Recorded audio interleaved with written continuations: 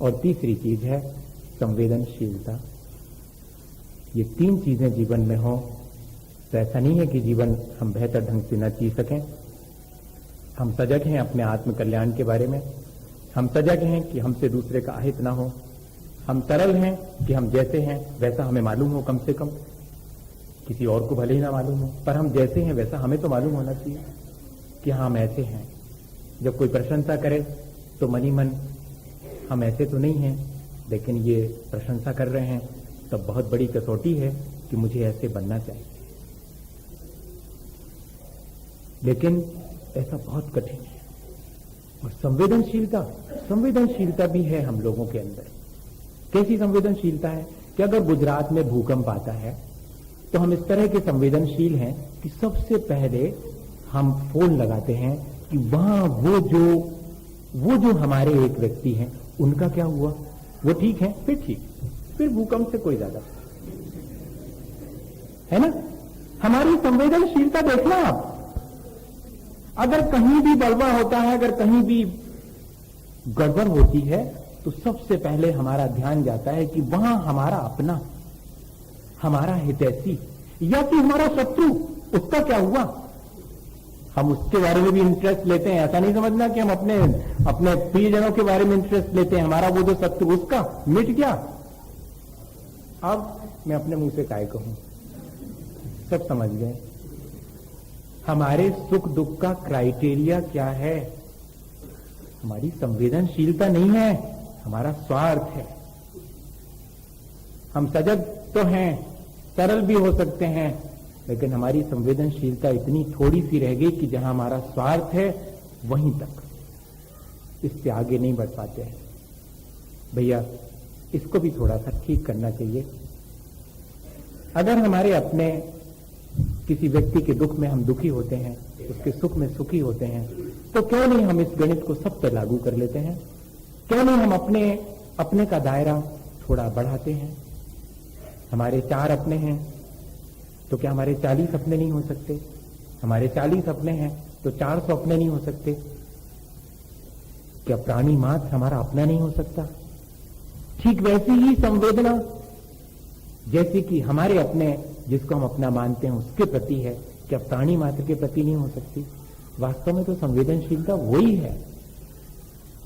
ये तो राग द्वेष जन्य संवेदनशीलता है कि हमारे और पराये।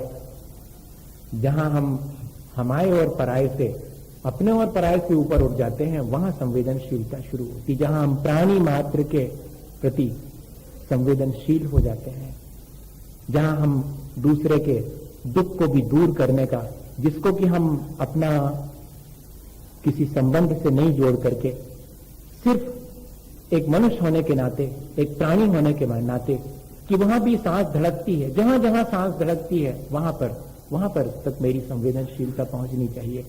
भगवान महावीर स्वामी के बारे में किसी कवि ने कल्पना की है, उनकी संवेदनशीलता के बारे में। पता नहीं, मैं तो बाबा के चरणों में बैठा हूं, तो इस बात के लिए तो मैं चिंतित नहीं हूं। लोग जरूर चिंतित हैं कि मैं महावीर जयंती तक रहूंगा कि नहीं रहूंगा, क्या पता। पर भगवान महावीर स्वामी के बारे में तो आज भी कहने में कोई हर्जा नहीं है। उनके अपने जीवन की संवेदनशीलता की कवि ने कल्पना की है कि जब उनकी मां श्रृंगार कर रही थी और अचानक वे पहुंच गए कमरे में।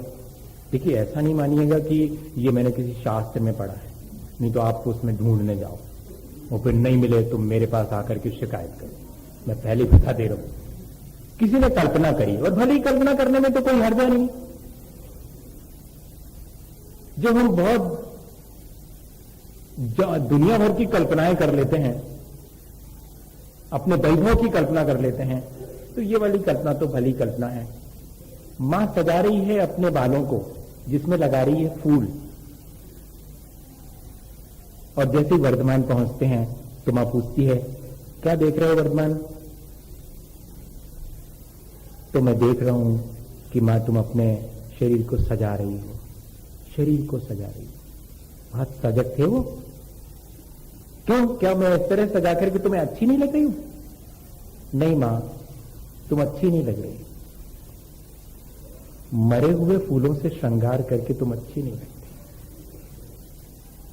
अरे इतने सुंदर सुंदर फूल मेरे जूड़े में लगे हुए हैं, मां फूल कभी जूड़े पर सुंदर नहीं लगते, वे तो अपनी डाली पर ही सुंदर लगते हैं।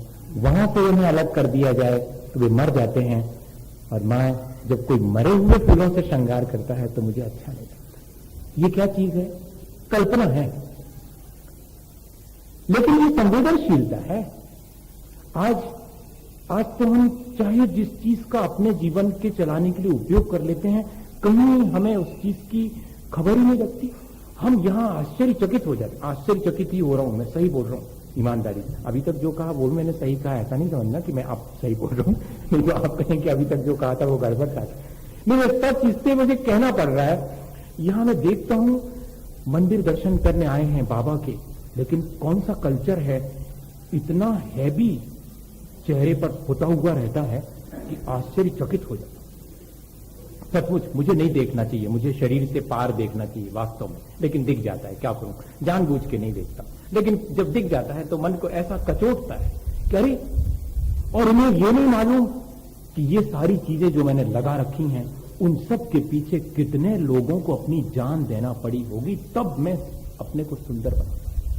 ये संवेदनशीलता कहां गायब हो गई? वहां तो भगवान महावीर स्वामी अपनी मां को एक फूल अगर सिर पे लगा रखा है तो उसके लिए कह रहे हैं, और हम जिन भगवान महावीर स्वामी के चरणों में झुक रहे हैं और अपने आपको पूरे के पूरे उसी से लपेटे हुए हिंसा से, हमारी संवेदनशीलता कहां चली गई? तब फिर हमारी इस पूजा आरती और स्वाध्याय और धर्म ध्यान, इस संवेदन शून्यता के साथ अगर ये सारी चीजें करी जाएंगी तो बताइएगा इनके कोई बहुत बहुत बढ़िया रिजल्ट मिलेंगे? नहीं मिल रहे हैं अगर, तो इन क्रियाओं का दोष नहीं है, हमारी संवेदन शून्यता का दोष है। हमें इनके रिजल्ट उसी दिन मिलना शुरू हो जाएंगे जब हम वास्तव में सजग और सरल और संवेदनशील होकर के इन सब क्रियाओं को करेंगे। यहां तक कि अपने रोजमर्रा की क्रियाओं में भी हम अगर सजग रहें, धार्मिक क्रियाओं में सजग रहें, सो तो है ही भैया। अगर दिन भर के पूरे क्रियाकलाप में हम थोड़े से सजग, सरल और संवेदनशील रहें तो कोई वजह नहीं है कि हम अपने जीवन को बेहतर न बना सकें, अच्छे ढंग से न जी सकें।